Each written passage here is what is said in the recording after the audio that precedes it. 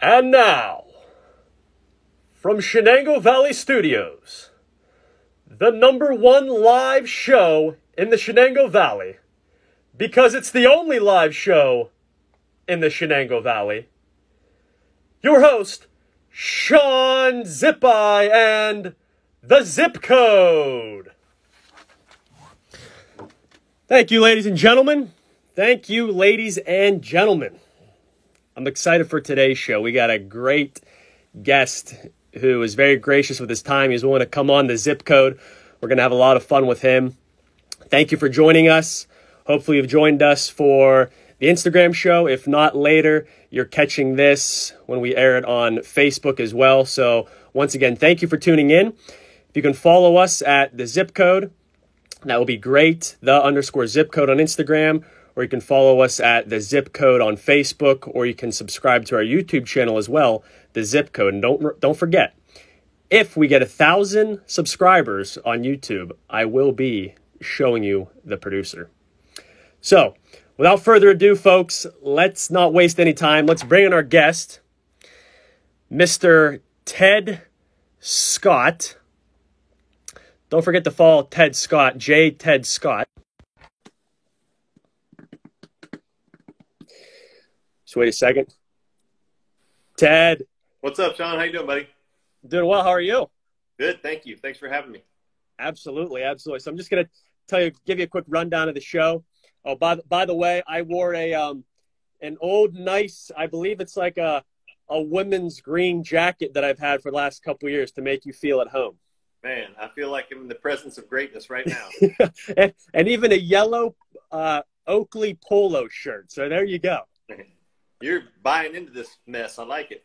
Absolutely. So real fast, want to thank you to our sponsor, Sheetz. Let's give Sheetz a little love there. Ted, I don't know if you've ever had any Sheetz, but we're out of Pennsylvania. We're about an hour and 30 minutes north of Oakmont is where we are.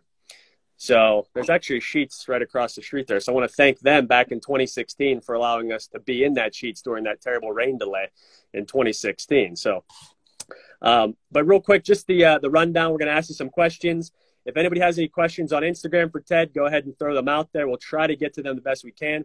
And then we're going to throw in a nice little rapid fire round, Ted, where we ask you some questions and we ask you to answer them as quickly as possible. So the point of the show is to give people a little backlot tour into your journey, where you are today.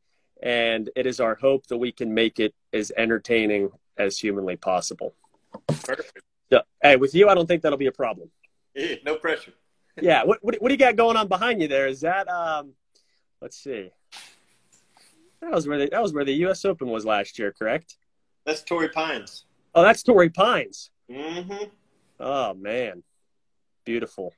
And that is a public course, correct? Yes, I'm social distancing in my mind at Torrey Pines. Nice. Beautiful. So let's jump right in. And I want to get to the most important thing first, that you've probably been asked this a million times, but 1994 amateur doubles world champion in foosball. Yeah, crazy, huh? So how the heck did you start going to these foosball tournaments, and where did you get your foosball start? And I want to know a little bit about how many people enter in these world championships.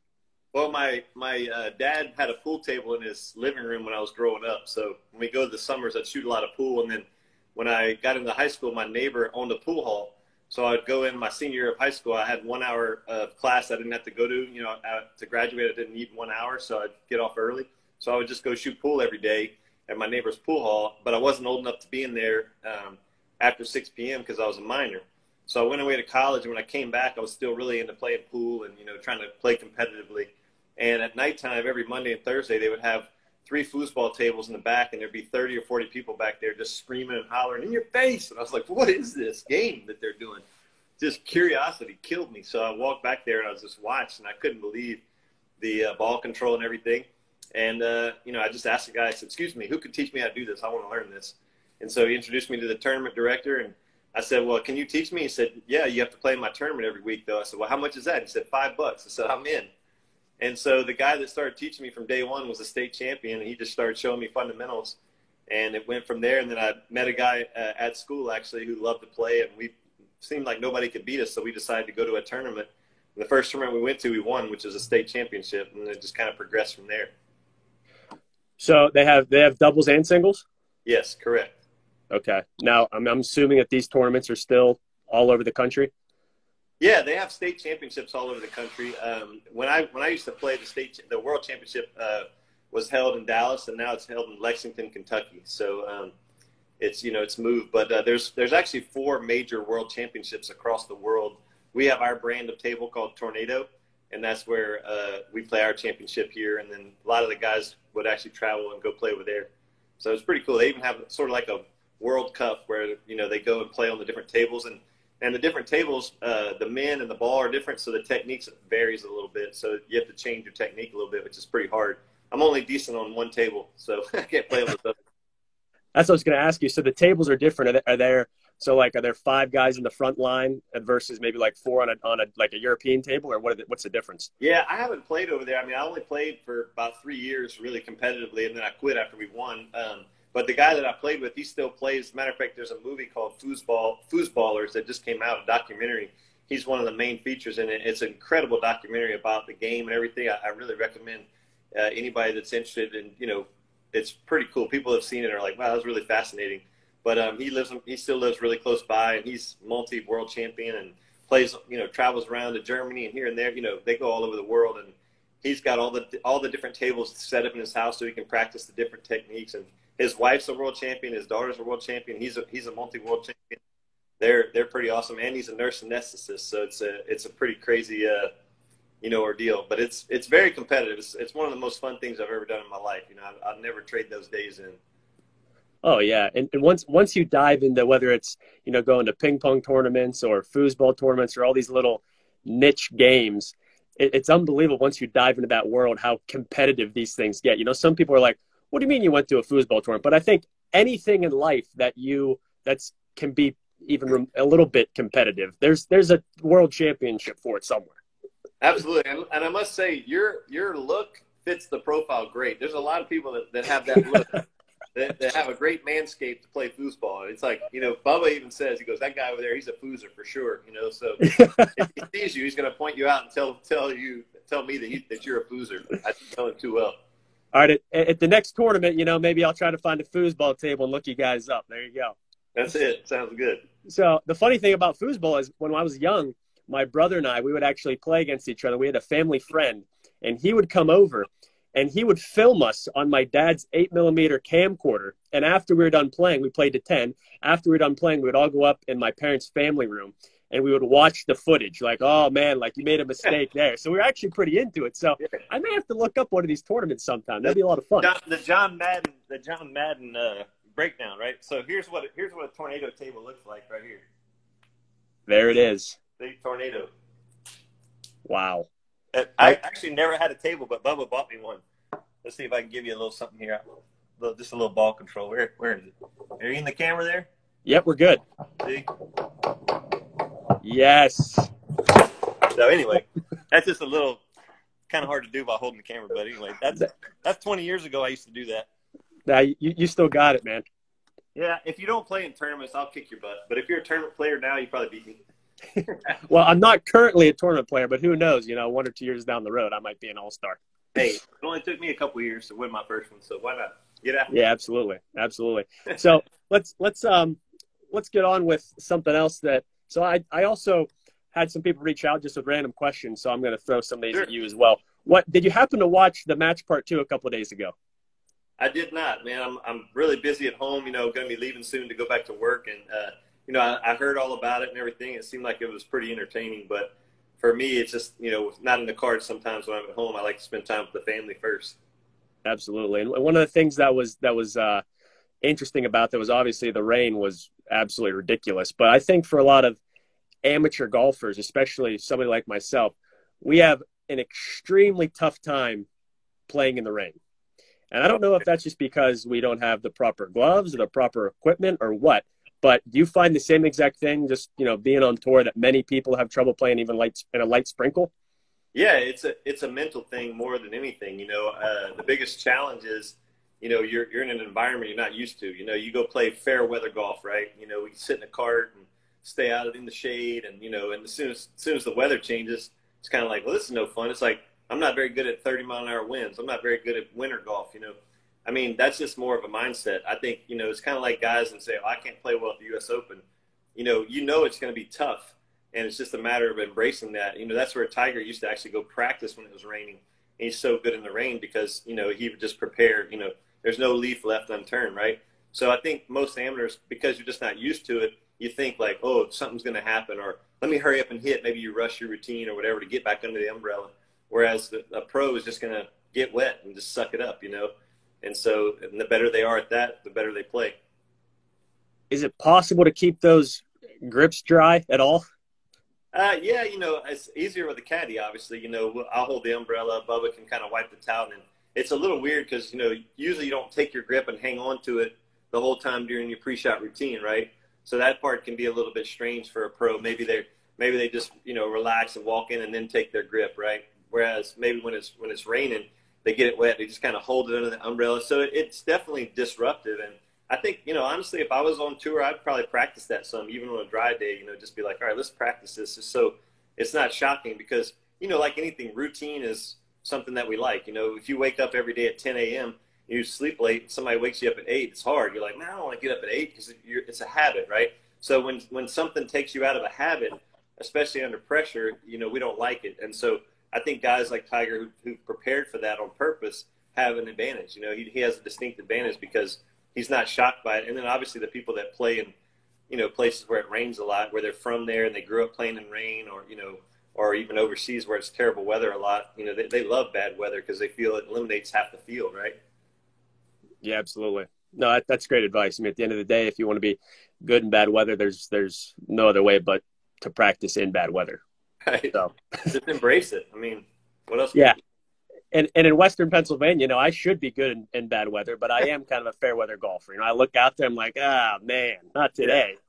Yeah. That's nice, but nah. Yeah. So, folks, if you're just joining us on the Zip Code, we have Ted Scott. Ted Scott carries a golf bag around for Bubba Watson for a living. How much does that golf bag weigh, Ted? Well, I've never weighed it, but, I'd say between 40 and 50 on a normal day. And then when it gets to be bad weather, as we're talking about, like I remember one year at the British Open, man, it was, I think I was on my 7th towel going into number 18. I mean, it was just these little bitty pellets of rain that were so light that the wind was blowing them up under the umbrella and into the bag. And I mean, everything was soaked, rain gear, you're soaked. And when it gets wet, like leather or whatever, it just starts weighing down. I mean, I think at the end of that day, I crawled to the clubhouse, and when I got home, I just crashed. I was probably 60 or 65 pounds on that round. So, on a light day, probably 40, and on a normal day, 45, and on a bad day, probably 50 plus. So after a tournament, is Bubba just like ready to go, and you're just gassed? What do you mean ready to go? Like, is he just? I mean, could he play more, and you're just like super tired, or is it? I mean, you're in shape. Yeah, I mean, I think it depends on the day. I mean, the hardest part, the most draining part is when you're under pressure, honestly.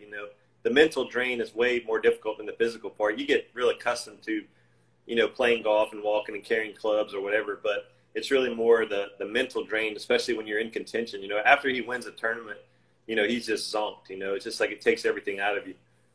I think that's probably the most challenging thing for him, is getting pumped up again after that and recovery.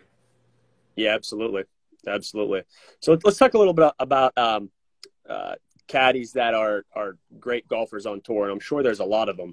But you being one of them, back in 2014, you almost qualified for the Zurich Classic. I think you're only 4 shots behind. Is that the closest you've ever been to qualifying?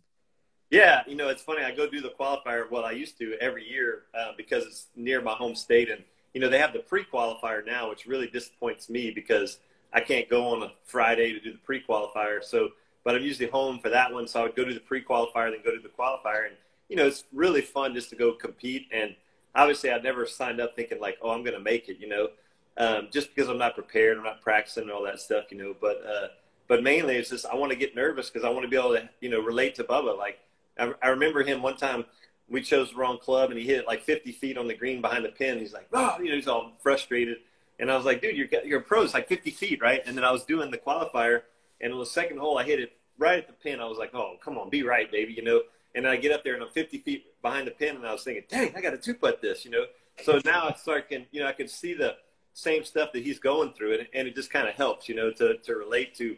Maybe I can say something or help him calm down or relax, you know. So I like to do it for that. But yeah, that was the closest I've ever come, but I haven't done, you know, probably maybe 5 in my life, because they made the Zurich now as a partner tournament, so they don't even have the qualifier anymore. Gotcha. So did you play college golf anywhere? I went one semester to McNeese State University, and then when I came back, I was going to walk on to the school in Lafayette, Louisiana, and talked to the coach about walking on my sophomore year, and that's when I started playing foosball, and I quit playing golf for 3 years. So no college golf after that. One semester, that was it.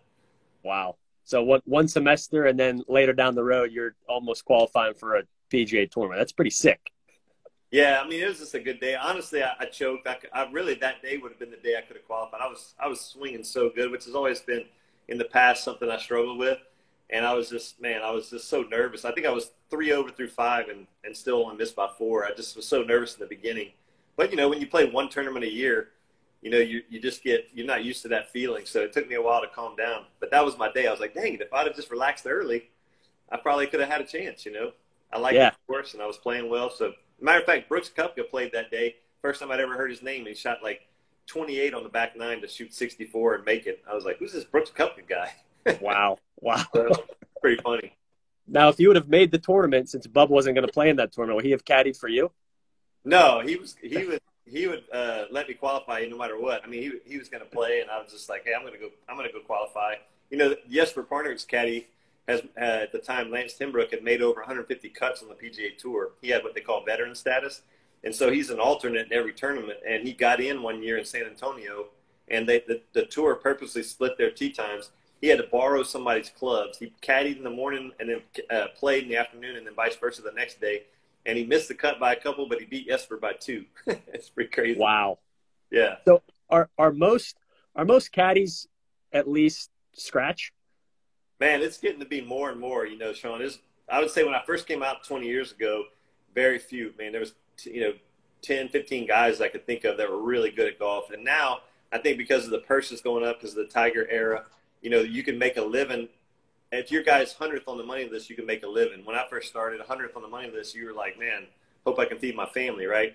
So now that more people can make a living, you're getting young college kids who come on the tour, and they're like, well, I don't know this old caddy or whoever. I'd rather bring my buddy that's, shoots in the 60s. He knows golf, and they'll bring their friends. So you're getting a lot of really good young players that are caddying now, I mean, I'll go play with some of these dudes, hey, you want to come play? Yeah, and I never met them. They're caddying, and I'm like, the first swing, I'm like, holy cow, who's this guy? Like, they're really good. There's a lot of those guys, So it's yeah. We had a question come in. Do caddies talk smack to each other? Oh yeah, of course. That's the only way to do it, right? Yeah, I mean, what are friends for? Yeah, absolutely. That's a no-brainer. Right. I don't even know why I asked. So let's see here. The caddies that are on tour, it seems that nowadays most of them are extremely good friends. Is that just kind of like a trend? Like, hey, like you just said, I'd rather have, one of my buddies that shoots in the mid to low 60s come out with me, and, he can calm me down and we can have a good time because I feel comfortable around him. Is that a trend, or do you think that was like that in the old days? We just didn't see it because of social media. No, I think it's changed a lot, honestly. But I would say, there's still a very high turnover rate of caddy-player relationships, and it's kind of like anything. I mean, you spend that much time with anybody, you're going to get frustrated probably. And so you have to find two people that get along, I mean, Bubba and I are probably third or fourth longest lasting caddy-player relationship on tour at 14 years. I'd say 2 or 3 is usually about max that people go, just because you just start getting on each other's nerves, and so it's just a difficult thing to spend that much time with somebody. And we're, every human being's different, right? You have different views, ideas, and then you couple that, put them the spotlight of pressure, and weird stuff happens, and you have to be mature enough to say, well, I'm not going to take that personal, or, I know he's trying to help me, whatever, you have to look away from the situation, because everybody gets emotional when they're under pressure. Some people deal with it better, but we all get fired up in some kind of way, because you're nervous and want to do well. And so it's a tough thing, but I think me personally, I think it's great to have somebody that knows you well, knows your game, that can play great golf. I mean, I would want somebody that's really good at golf to caddy for me if I was a player, just because sometimes there's that rare situation where you don't really know, what is this lie, or what do you think it's going to do? And if you have somebody that doesn't play golf very well, they're not going to have a clue. But man, I know this lie, it's definitely going to jump or whatever, So, but having said that, there's tremendous caddies. I know several that are 90 shooters that are really good at caddying. So I'm just saying that's my preference. Gotcha. Now, would you say that most of those caddies, the caddy player relationship, when they end, they're probably mutual? No. Really? The word mutual is usually the pro saying. There's a small percentage of caddies that just leave the guy, but it's really difficult to find a job now. When I came on tour, I remember Olin Brown won the Deutsche Bank tournament in I think like 03 or something, 04. And I was working for Paul Asing at the time, but on off weeks, I would sometimes caddy for Olin when his caddy couldn't make it. And his caddy didn't want to go to Canada, to Vancouver. He won the tournament in Boston, and I was already in Vancouver waiting. And he called me up and said, "Hey, man, I'm sorry, I'm not going to be able to make it. I'm too exhausted because that tournament ended on Monday." And I went out in the parking lot the next day, and there was John Cook, and I was like, "Hey, you need a caddy?" He goes, "Yeah." I mean, literally just picking up bags left and right. And I know a caddy who works for Bernhard Langer, Terry Holt, one time caddied for like 30 different players and worked 40 weeks in the year or something crazy like that. Nowadays, if you lose your job, I mean, you might be out for 2 years trying to find someone. So I think if you want a caddy, even if your guy and you're not getting along well, it's like hang on as long as you can, and hopefully you find something when that ends. It's a really tough business to be in now. I get that message all the time. How do I become a caddy? I'm like, man, start on the web or the Korn Ferry Tour now and try to work your way up, and good luck to you. I mean, there's no guarantees. I know a guy, 2 back-to-back years, the guy that won the money list on the Korn Ferry didn't bring that caddy up to the PGA Tour. So you just don't know. I mean, there's no guarantees. It's like farming. A tornado can come and tear up all your crops, or locusts or something. You're like, what just happened? Right. So it's not an easy business. Everybody's saying, "Oh, so you caddy? That must be easy." I'm like, yeah, right. Good luck with that. Nothing easy about caddying. Yeah, somebody just asked that. How do I become a caddy on the PGA Tour? Exactly. Everybody wants to do it, but it's tough. I mean, it's a great job. Don't get me wrong. I'm not trying to say anything negative. I'm just saying, it's not. Oh, you just carry a bag. I'm like, yeah, just carry a bag. That's all I do. Yep, that's it. It's a lot. It's a lot of stress on your family, and the relationship that you have with your pro. It can be stressful, and the pressure of trying to win and expectations and manage that, and not knowing one year if your guy gets hurt, then what do you do for, I got to have surgery and I can't come back for 2 years. Well, now what do I do? I mean, it's just stuff like that happens so quick that it's a tough business in that sense. Sometimes a 9 to 5 seems more like, I think I'll just stick to that, Right. Yeah. It's not for the faint of heart. I mean, it's a special breed of person, it really is. Yeah. I'm going to get to this question, and then we're going to, move on to my favorite segment, which is the rapid fire round, Ted. So this guy asked, how difficult is the math for calculating yardages for Bubba with how much he works the ball? The math is the math. I mean, a golf shot's playing 180 no matter, what, right? The only thing you calculate a little bit is like, let's say it's left to right wind and you're a right-hander. Well, if you're going to draw it against the wind, it takes a little bit off. Or if you're going to fade it with the wind, it maybe adds a little bit. But ultimately, that's not difficult. The difficult part is, which club is Bubba going to want to hit? Because, physics is physics. It's going to take the distance it's playing is whatever it is for everyone. It's a 150-yard shot. It might be 170 yardage, but the end of the wind or downwind, so it's only playing 150. Well, it's 150 for everyone, but Bubba could hit a putter 150 or a driver 150. So it's like, you got a whole gamut of clubs. Which one you want to use, buddy? And how do you see it? So the first few years of caddying for him was very difficult for me, trying to figure out what paintbrush he wanted to use, And when these guys get nervous, they really don't need us to say, like, it's an 8-iron. They really just need to back up, because when you get nervous, you doubt yourself sometimes. And you just want somebody to say, dude, it's an 8-iron. You're like, well, yeah, I knew that. Of course it's an 8-iron. Make them swing at it, But with Bubba, it's like, it's between a 6 and a 4, Like, I don't know. Sometimes, like, I don't know, dude. What kind of shot are you seeing here? So that's a great question. So most of the time, is Bubba just coming over and is he picking his club out of the bag? Or are you guys both talking as you go to the shot? And then I'm assuming that after the first couple of years, you started seeing the course more and more like he sees it as well, correct? So that's such a great observation. That's absolutely correct. And so basically, for me, I just try to say as little as possible. You have the greatest instinctual player probably on tour. The guy doesn't practice. He doesn't think, he just grab a club and look and then hit a shot. And he's got great instincts. And the more that I talk to him, the more I put information in the brain. That's the wrong side of the brain. One side is instincts. The other side is like calculations.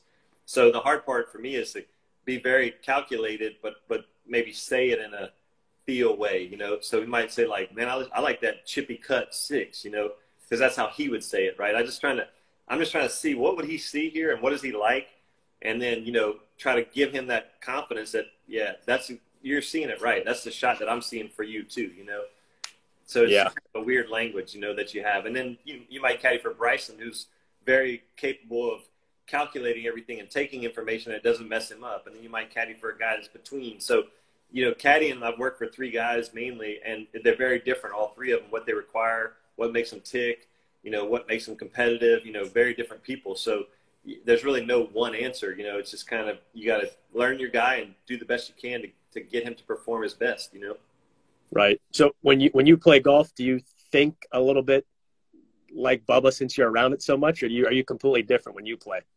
Man, I wish I was like that.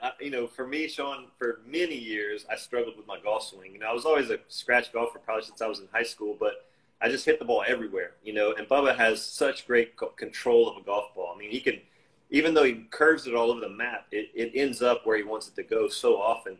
So for me, it's like, I'm going to try to curve the ball, but my slice starts to the right and curves to the right. His starts proper and curves where it's supposed to go. So, I learned quickly, like, man, I can't think like this guy. I just need to work on my technique and get better. And now that my technique is getting better, I'm learning. I'm around some really great people that are helping me understand things so I can share and teach. And my ball striking has gotten a lot better. So now it's like, hey, I can start thinking maybe a little bit like, I'm hitting a little chippy cut now, But nowhere near the level of him. I mean, he's ridiculous. He's so good at golf. It just makes it look too easy. Yeah. Folks, we're on the Zip Code with Ted Scott. Thank you for tuning in. I want to thank Sheets, our sponsor. Sheets Run and Done. Let's get to the favorite segment of the show, Ted. Why don't we? This is a rapid fire round. I'm going to throw you around 15 to 20 questions. Okay. Now, a couple of our guests before, we had some NFL guys, some NBA players, they didn't give me what came to the top of their head. I don't know if they were sandbagging or what they were doing. So if you can, once it comes to the head, just let it fly. These are all very safe questions. Trust me. Okay. But sometimes my radar is just beep. There's not much beep, beep. Just okay. So if it's gone flat, it's just like there's nothing happening. Okay. Well, you can give me flat answers. That's okay. As long as they're quick. That's what we're looking for. Yeah, I'm saying there might not be anything in there. I'm just like waiting for it. Come on, show up. Gotcha. Then I'll just stare at you for as long as it takes. Yeah, give me the awkward stare. Okay. All right. Here we go. Rapid fire on the Zip Code with Ted Scott. Ted, best fans on tour. Best fans on tour, the British Open. Hardest course on tour. Whew, gosh. Man, I don't know. We don't play too many really hard ones, but I would say Torrey Pines. Most talented golfer as a caddy on tour. DJ Nelson. Caddies for? He used to caddy for Heath Slocum. I don't know if he's and then oh gosh, who was his latest guy? Caddied for Heath Slocum for a long time. I don't think he's caddying anymore. He caddied some for Chad Campbell, and okay, he hits it like 320 yards. He can curve it. I mean, he's got stupid hand-eye coordination. Just like super talented guy. Very gifted with his hands. 2 golfers to add to the most entertaining pairing: Bubba and 2 others. Angel Cabrera. Definitely Angel Cabrera. And I'd say Phil Mickelson, man. I just love watching him hit it all over and shoot under par. It's incredible. It's entertaining. Absolutely right. Favorite tournament? Favorite tournament? Riviera. Favorite hole? 10 at Augusta. Good. One public course that golfers should make the trip to play. Public course that a golfer should make the trip to play. Pebble Beach, man. It's iconic. When Ted Scott isn't caddying, he's doing what? Hanging with my family, playing a little tennis with my wife, and DIY stuff around the house. Favorite Disney movie? Oh, man, Aladdin. Last time you signed an autograph? Last year, I begged some kid not to make me do it. He kept saying, come on, I really want yours. I'm like, why? I'm just a caddy. He's like, I want it. So, yeah, I think it was last year. I try not to. I'm like, I tell the kids, I'm like, hey, I'm just going to ruin your flag, buddy. Please, don't make me do it. Oh, I do have a story about this. Ask me afterwards. I got a great autograph story. This is hilarious. You'll be the only one that's heard this story publicly. It's pretty funny. So don't forget to ask this one. I won't. I got it on my paper now. All right. Have you and Bubba ever missed a tee time? No. He's always on time. Morning or afternoon tee times? Afternoon. For me. Morning for him. He likes morning. Why does he like morning?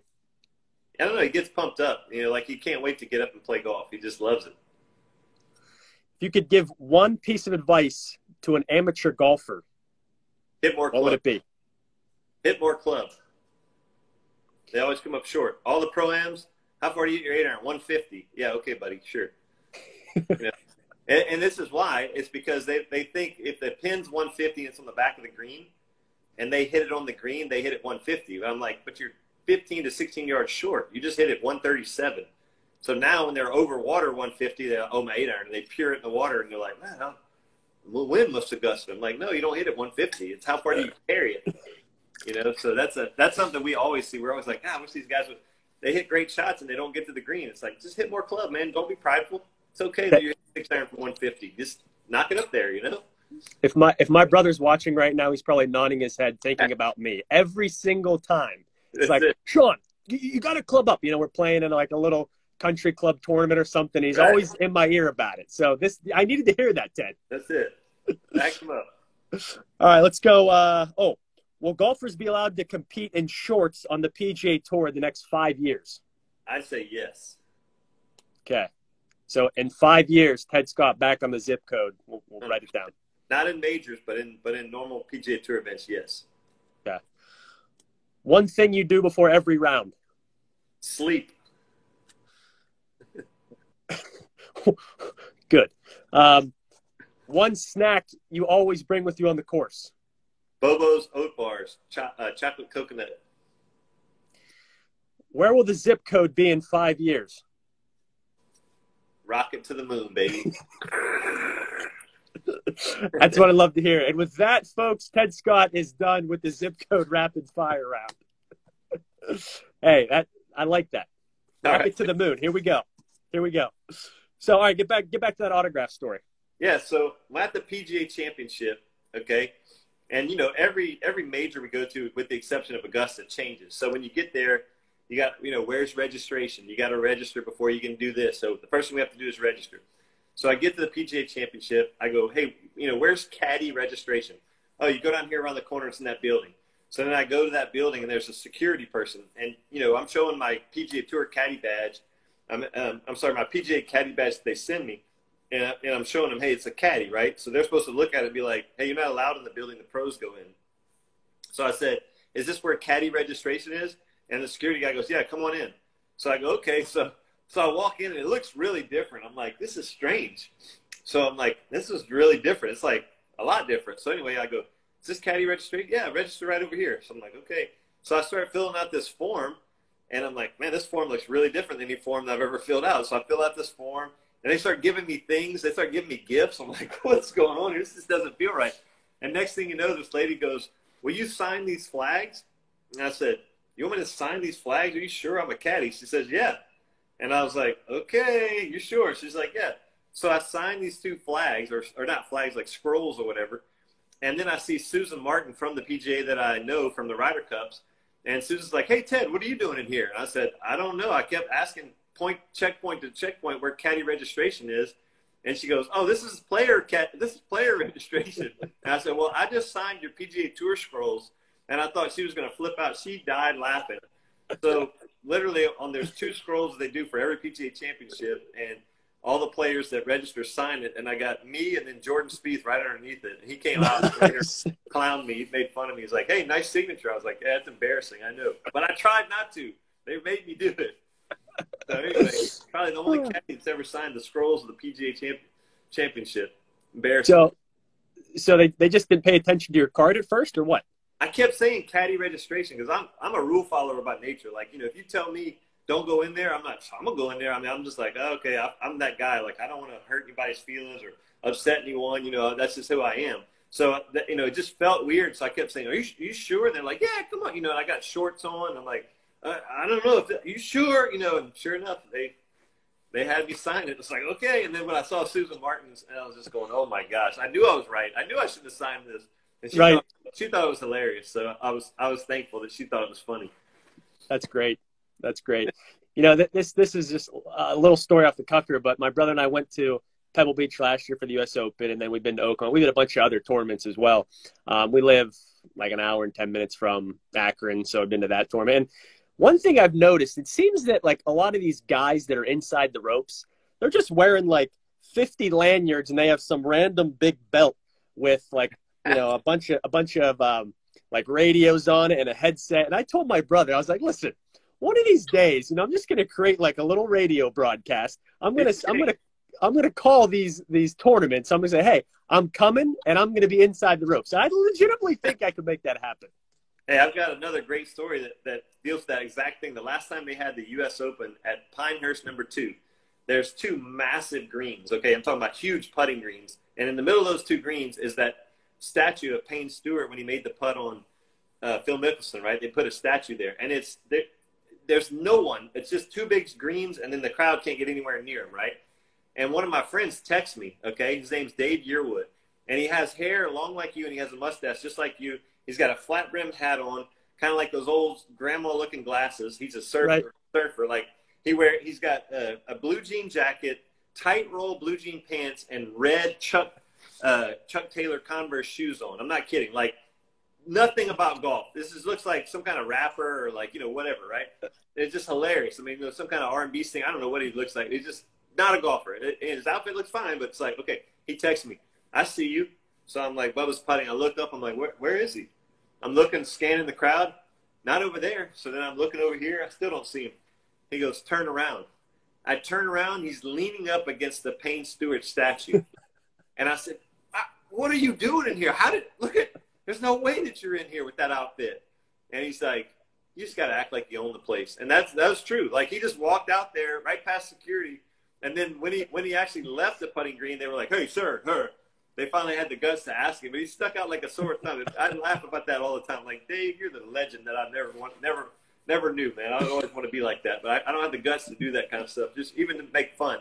He's a great person. It's just funny. You know, he just loves doing that stuff. It's like, yeah, I just act like I'm supposed to be here. You either act – my father always taught us this when we were like, you know, we used to vacation at Hilton Head all the time. You know, we'd be on these bike trails and we'd go on this private bike trail so a gate would open. My father would always say, just act really confident or just act really dumb, you know? So eventually they say, hey, sir, you can't be in here. Oh, I okay. Yeah, great advice. Yeah. So one or the other, you know, you got to pick it. In between, you might not get anywhere. Sell it. Yeah. So, I mean, if you see me, Ted, in one of these tournaments sometime, you know, walking inside the ropes, you know, just keep it on the DL. I'm going to have a big fanny pack with the microphones and everything. Just please do. And just interview somebody while you're at it. Hey, Tiger, can I get for a second? Here. So we got Tiger coming on. And then reach around your back like you're twisting something when you – yeah, so right, 1 second. And, yes, we're here with Tiger Woods. Just, go with it. The zip code is the only inside the ropes access during the tournament. That's right. Absolutely. Coming up the third hole, we got Tiger Woods here. What? Yeah. Who is this guy? Oh, man. All right. So let me just first say that when we get back to the show here, that the videos that you and Bubba post are extremely entertaining. And I hope that everybody watching right now or watches in the future goes to your Instagram or his Instagram and watches them, especially the Ted Wardo videos. Those are amazing. That was a lot of fun. Yeah. I will say the one video, I don't know if you posted it or if Bubba posted it, of Tony Finau fixing Bubba's ankle. Yeah, I want to say that handshake that they did will go down in history as one of the most awkward, weird-looking handshakes ever during that video. yeah. Well, you need to look up Bubba Watson's handshake when he won the Masters, and Adam Scott was going to put the jacket on him, or not Adam Scott, Charles Schwartzel, and the chairman stands up and he kind of goes like this to Bubba, like, let's go ahead and present the jacket. And when he passes his hand like that, Bubba thinks he's sticking his hand out to shake it, so he sticks his hand out to shake it, and then he realizes the chairman is just waving.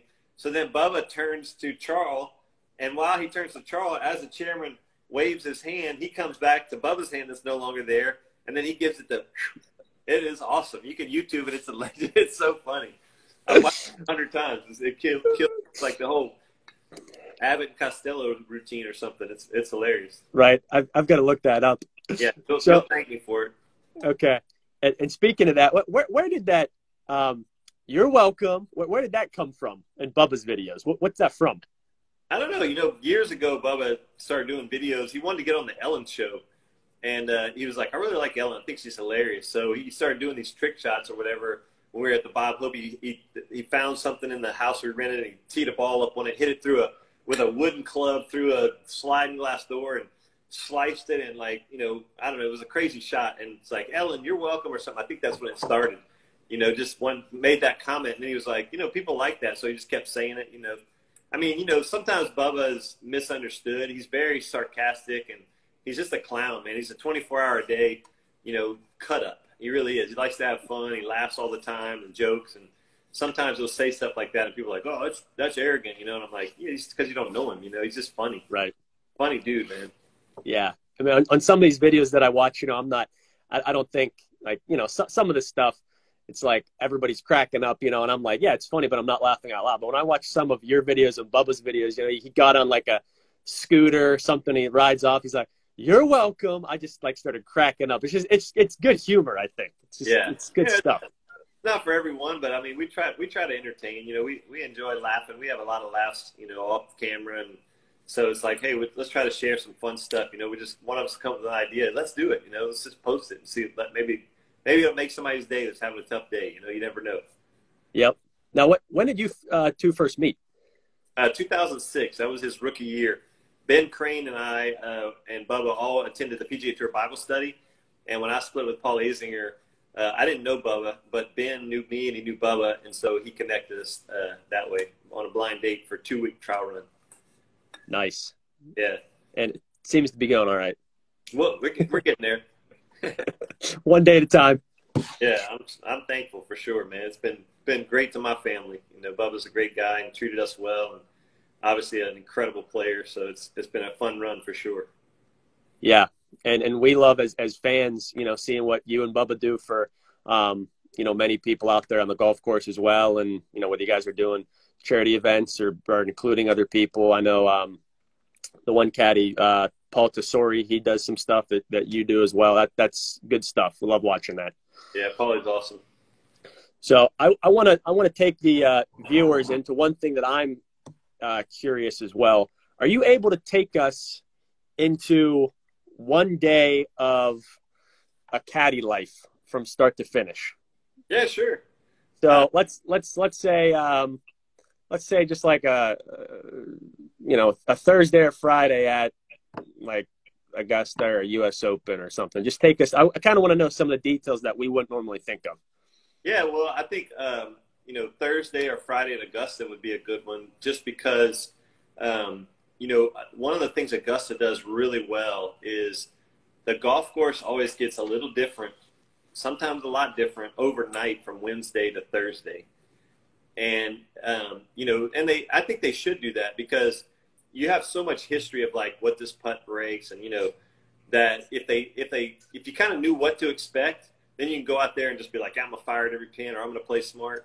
But a lot of times you really don't know how much have they dried the greens out, how fast are they, how generous are the pins.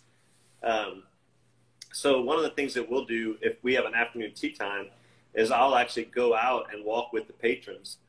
And we have a specific badge where I don't wear the white jumpsuit. I just go out in the patrons with the patrons, and I'm walking around just like them and going across crosswalks and So it's really interesting. If you're at Augusta, back when Stevie was working for Tiger, you see him, you see Bones, you see all these guys in normal, garb, just like a regular patron, and out there walking around trying to just get a glimpse of, how difficult is that whole location today? You watch a ball land and watch how it's received, and what, when this guy hits a putt, how fast is it? You're just trying to get an edge, right? Trying to figure something out. But other than that, Thursdays and Fridays are just pretty much, show up, get your pin sheet, mark in. If you do a greens book, you'll put the dot in the greens book of where they are. And that way, if your pro wants to use that to help read greens, he already has it in there.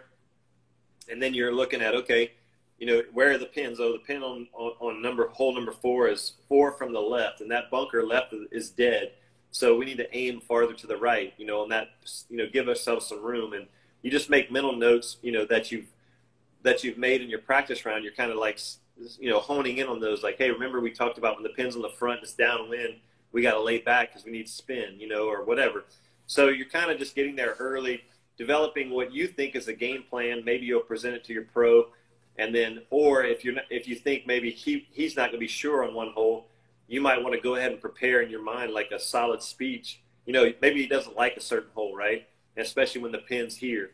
So you might say to yourself, like, okay, I need to prepare for a quick, short, sharp battle to sell him on doing this, so he'll believe in it, or whatever, just to give him confidence, So it's a lot of thought that goes into how you're going to do it, but more work is done on a Tuesday than there is on, that type of day, because on a Tuesday, a lot of times you're walking the course 18 holes, and then your pro is also going to play some holes as well. So you're out there lasering stuff, checking out greens, pins, sand, because this year that bunker's fine. Next year they dumped a bunch of sand in it and every ball plugged. So you're like, whoa, we can't hit it in there this year. Last year we could. This year it's dead.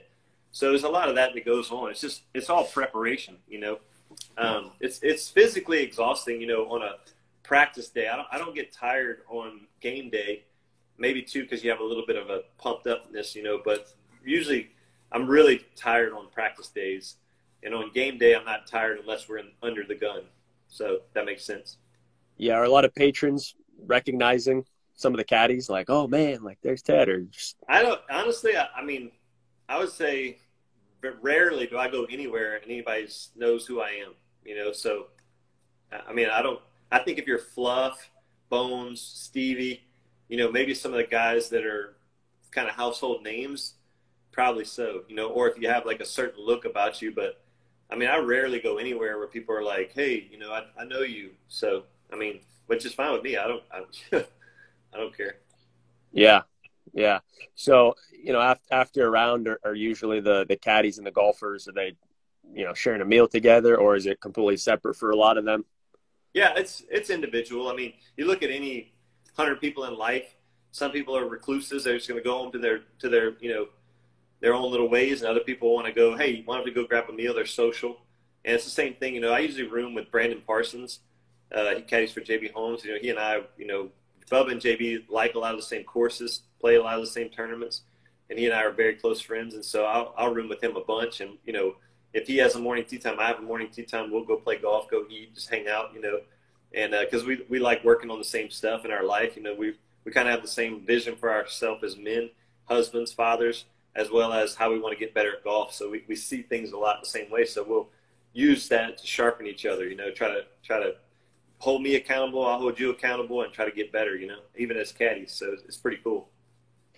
So, for a lot of these tournaments, are most guys renting a house with other players, or is it just like you said, it's just up to them? Most guys are hotels. I'd say the majority of players are hotels. In majors, a lot of houses, and mainly because typically majors, they don't have many hotels near the venue. Very seldom do they have, for some reason the majors seem to be away from hotels. I know when they go to LA, for the US Open out there, LA Country Club, you'll be in a hotel most likely, because there's a lot right there locally. But in, like Whistling Straits, where are you going to rent a hotel at Whistling Straits, So certain places, the house is the way to go, And whoever owns the house is making a killing. They jack those prices up. It's unbelievable. Yeah, I was going to ask you about that because there were some rumors or whatever. Because we went to Oakmont in 2016, we walked like 48 miles. It was insane, but we had an absolute blast. But somebody was telling me that some of the houses that were a couple blocks away from the course were going for like $50,000 for the weekend or something like that. Would that be true? Yeah, I mean, I would say it depends on the size of the house, but I would say probably the average 3 to 4 bedroom house for the week, if you're close to a course of the major, would be 25 grand. Wow, it's a pretty penny. Yeah, yeah. So I want to get to a couple more things before we're done here. One of the things I wanted to ask you was, do you think that the PGA Tour will ever allow you guys to just whip out a Bushnell and take some yardages? I think the PGA Tour would probably allow it right away if the USGA approved of it. One of the things I've noticed in my 20 years is that the PGA Tour doesn't want to get involved in rules, in rule making, and I think maybe because it's a controversial thing, you really, it's one of those things where you can't make someone happy, oh, we can leave the pins in now. That's stupid. Oh, we have to take the pins out. Why can't I leave it in? It's like, no matter what, you're going to make somebody mad, right, when you're making a rule. So I think for the PGA Tour, they might just be smart, just being like, hey, let's stay out of the politics of it. Let's just uphold the rules and let somebody else make them, And I don't think the USGA will ever do that as long as the current people are in their office, holding the positions of office, because they're very traditionalist. They like that kind of stuff. For the pros, anyway, I don't see them making that change. Right.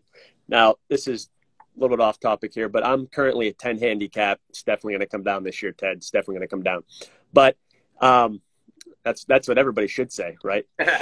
If I went out and I played Augusta on a Sunday, what do you think that I would probably shoot? Can you give me from the back tees? Yeah, give me it from the back tees. Yeah. You wouldn't break 105. I was thinking way more than that. Bubba's wife is a pretty good player. She's less than a 10 handicap, and I've played there a couple times myself. I broke 80 one time, and the greens were fast that day, so it was close to tournament speed, not quite.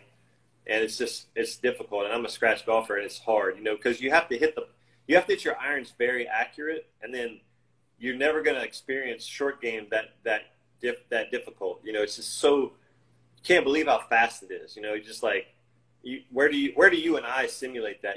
I think for Bubba, he's playing 11 on the Stimpmeter every week, right? So it's a lot easier for him to go and adjust to whatever their tournament speed is. It's not that big of an adjustment, but most courses aren't keeping their greens at 11 on the Stimpmeter.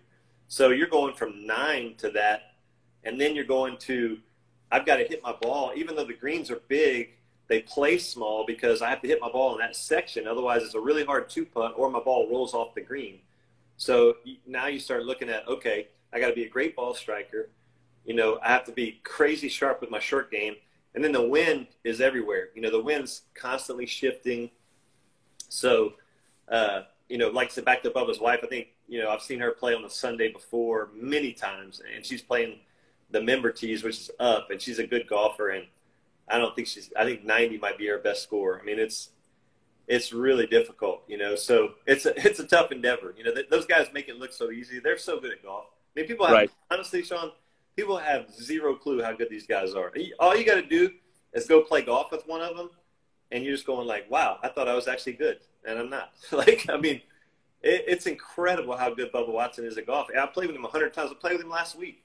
We went to a place, the nickname is Lost Ball. It's called Lost Key in Pensacola, and literally they call it Lost Ball because every hole has a hazard left and right. There's no, you can bail out. It's you hit the fairway or you lose your ball. And I played with him there 3 times. He's lost 1 ball ever in 3 rounds of golf and hits driver everywhere. And they had a mini tour event there years ago, and the cut was 8 over. I mean, it's like, that guy's so good at golf. And you're just like, well, he's a long hitter. He's not accurate. Yeah, he's real accurate. Trust me. I've seen it, So it's incredible how far away a scratch handicap is from a PGA Tour player. A lot farther than they realize. And I know I'm talking a lot, but the closer you get to scratch, the harder it is to find improvement. It's really easy to go from a 90 shooter to 80.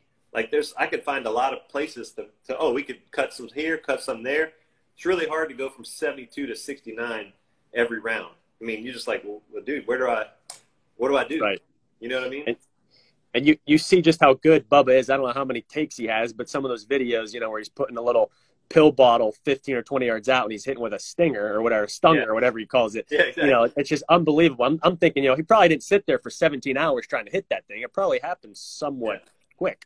Well, we played in this member guest tournament one time, and they do this really cool thing because it's out on the bay there, and where they do this little deal, and they took the big break, glass. Yeah. And they put it right there, and then each team gets to go up and try to hit the glass like the big break. And I've been to the member guest twice, and he's never missed that. You know, you watch him try it on the big break. He's never missed the window. He's hit it every time. So wow. I'm like, I mean, first take just smashes it. You know, that's unbelievable. He's not even going to the range and warming up. He's just out chatting away, and they're like, "All right, you ready?" And he just steps up and smashes it through the window 30 yards. I'm like, "What the heck, dude?" I mean, that's he's just unreal. A freak. It's scary, honestly. It's you can't even believe how talented the dude is. It's so I got 3 minutes. I have 2 questions for you. So let's go.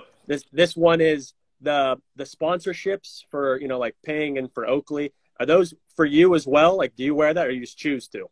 Yeah, some of them, yes. And that's all based on what his manager does, you know, if he wants to try to include me or not. And I'm very grateful when he does. He's been fantastic to me. So, yes, I do get some sponsorships through, you know, kind of like it. You think about it, if you're with Ping and I'm wearing a Titleist hat as your caddy, it's probably better if I say, hey, let me give you a little something and you just wear Ping too to keep the peace, you know?